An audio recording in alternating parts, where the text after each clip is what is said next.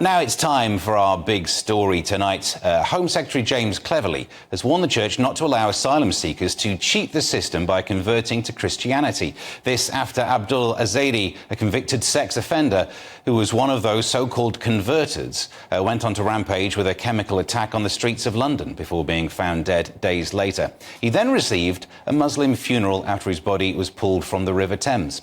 Plus, as churches close, wardens disappear and calls are made for slave trade reparations, has Britain lost faith in the church? Joining me to discuss this is Reverend Keith Waters, who joins us. So why are things not looking good, would be the first question I'd like to ask you. Why not things not looking good with the church? Our fondness to it, I suppose. After that list of things that are happening, it's not looking like you're having a PR success. Well, I think the church has probably rarely had a PR success. But I think there's also a question is, what is the church? When the church is Christian people, it's not buildings, it's not organisations. And so I think in this country particularly, we've had a kind of lead as far as the media are concerned. In any question you ask about faith, it's usually let's grab, if it's Christian faith, let's grab the Church of England. And I think the Church of England, I speak as somebody who was once an Anglican member. I actually came to faith in an Anglican church. But there has been a real shift from faith to politics, it seems, across a lot of, sadly, a lot of denominations, not just the Anglican Church. I don't rubbish any denomination as such, but certainly organised faith, Christian faith in this country, it's not had a good press, and sometimes it's given itself quite a bad press. So I think that's part of the issue we have. You make an interesting point there about when we speak of religion, we think of the church, almost the organisation of, and I suppose that's where the split is that's causing some of these problems, isn't it? The actual worshippers aren't necessarily on the same page, let's do the cliche, singing from the same hymn sheet as the people doing the organisation, making some statements that, as you say, might be seen as too political. Yeah, well, what you find is an interesting thing when you look at the statistics of, you see droves of people leaving the church, and these statistics. Actually, there are churches that are growing in number. The churches that are growing in number are those that are preaching the truth of the gospel. On a day like today, we had a good full church. It's not very different on any other week. We have people coming in who want to know about the truth of Jesus Christ. And so, the church is a family of believers. It is sadly these days seen in the media as something of a parody, really, of true faith.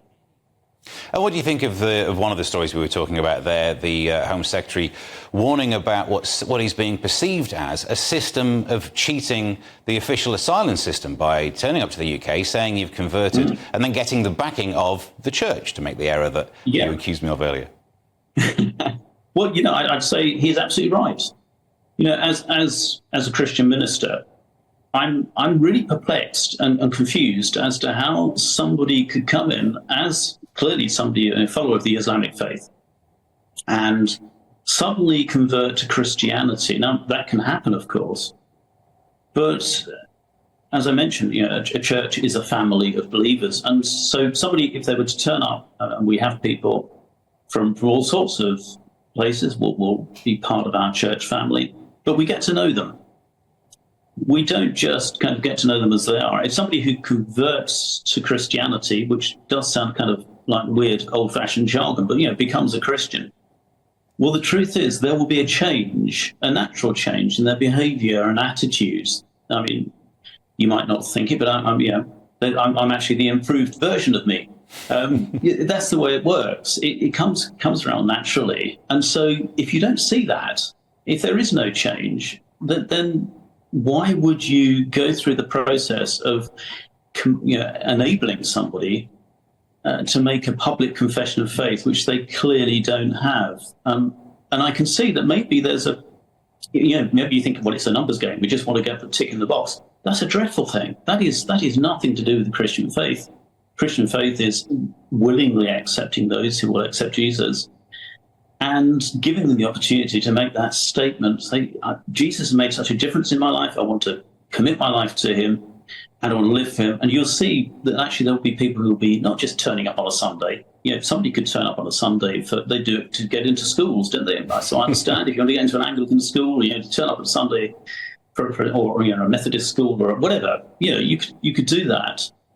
But actually, this is about life. So you're going to turn up at other things. You're going to be getting to know people, and it's a big difference. Isn't there an issue that regardless of how high you set the bar, if the prize at the end of it is having someone be in your corner when trying to go through the asylum system, you will simply find out what you need to do and do it.